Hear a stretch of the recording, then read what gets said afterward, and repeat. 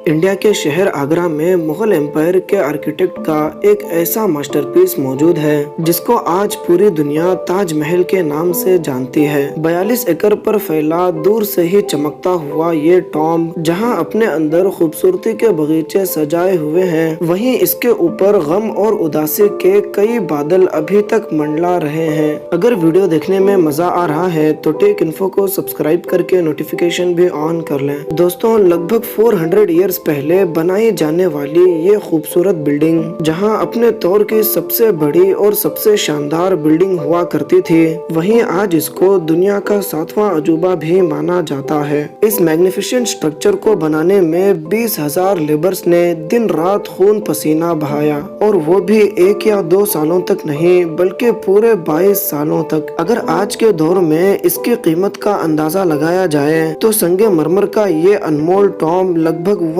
Billion यानी 7.5 करोड़ रुपए से भी ज्यादा महंगा है, क्योंकि इस बिल्डिंग में मुगल आर्किटेक्ट्स ने अपने स्किल्स की कई ऐसी निशानियां छोड़ी थी जिनकी दुनिया के टॉप इंजीनियर्स भी आज तक तारीफ करते हैं। इस बिल्डिंग को ऐसे डिजाइन किया गया कि जब मेन गेट के पीछे से इसको देखा जाता है तो ये काफी बड़ी लगती है, लेकिन जैसे ही मेन गेट की तरफ बढ़ा जाता है तो अपने आप इसका साइज छोटा होता जाता है। दिमाग को चकरा देने वाली ये कोई पहली ट्रिक नहीं थी जो मुगल आर्किटेक्ट्स ने इस्तेमाल की हो। इसके गिर्द चारों मीनारों को बिल्कुल सीधा खड़ा नहीं किया गया, क्योंकि ये मीनार बाहर की तरफ थोड़े झुके हुए हैं, क्योंकि अगर सीधा खड़ा किया जाता तो दूर से देखने पर ये अंदर की तरफ झुके हुए लगते। इन मीनारों को बाहर की तरफ झुकाने का एक और रीजन भी था, और वो ये था कि खतरनाक अर्थक्वेक की सूरत में अगर ये मीनार गिरे भी तो ये बाहर की तरफ गिरकर ताजमहल पर एक डैमेज भी ना आने दें। ताजमहल के वो कौन कौन से राज थे जिनको 400 साल पहले छुपाने की कोशिश की गई थी, और जब उस दौर में कंक्रीट या स्टील ही नहीं हुआ करता था तो आखिर इस आलिशान टॉम्ब और इस पर मौजूद 40 मीटर ऊंचे गुंबद को कैसे बनाया गया। शाहजहां की वाइफ मुमताज महल ने मरने से पहले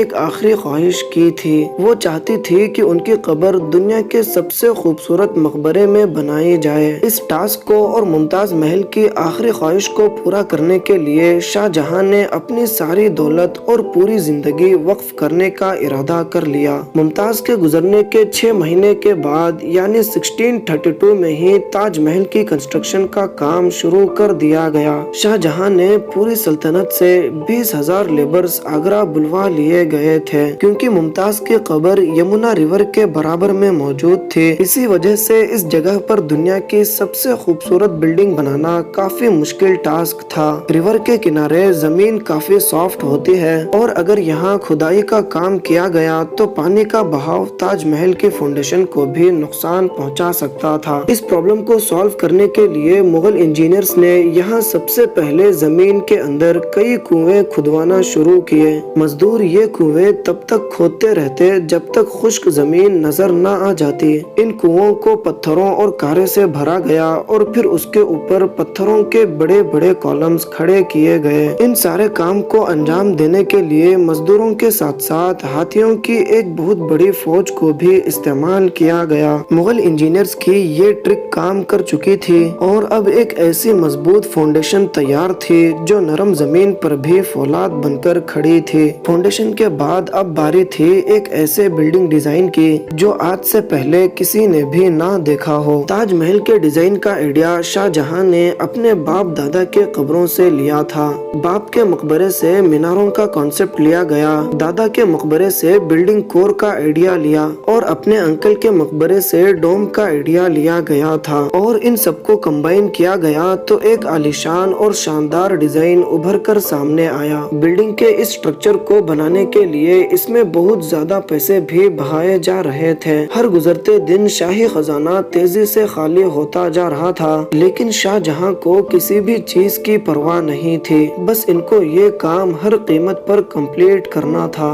कई सालों की मेहनत के बाद बिल्डिंग का स्ट्रक्चर कंप्लीट हो चुका था। ताजमहल का ये खूबसूरत गुंबद इतना बड़ा है कि इसका अंदाजा सिर्फ आंखों से देखकर ही लगाया जा सकता है। आजकल इस तरह का गुंबद बड़ी आसानी से स्टील स्ट्रक्चर पर बनाई जा सकती है, लेकिन 400 साल पहले 40 मीटर ऊंचे गुंबद को बनाने में उनके पास सिर्फ पत्थरों का ही सहारा था। इस गुंबद को बनाने में मुगल इंजीनियर्स ने जो स्ट्रेस कैलकुलेशन की थी उसकी आज के इंजीनियर्स भी बहुत तारीफ करते हैं। ताजमहल की फिनिशिंग के लिए इसको पैतरा द्वारा या परचिनकारी से डेकोरेट किया गया था। पैतरा द्वारा एक ऐसी कलाकारी को कहा जाता है जिसमें कीमती पत्थर को मार्बल के अंदर तराश कर लगाया जाता है। उम्मीद है आपको ये वीडियो बेहद पसंद आई होगी। मिलते हैं फिर अगली शानदार वीडियो में।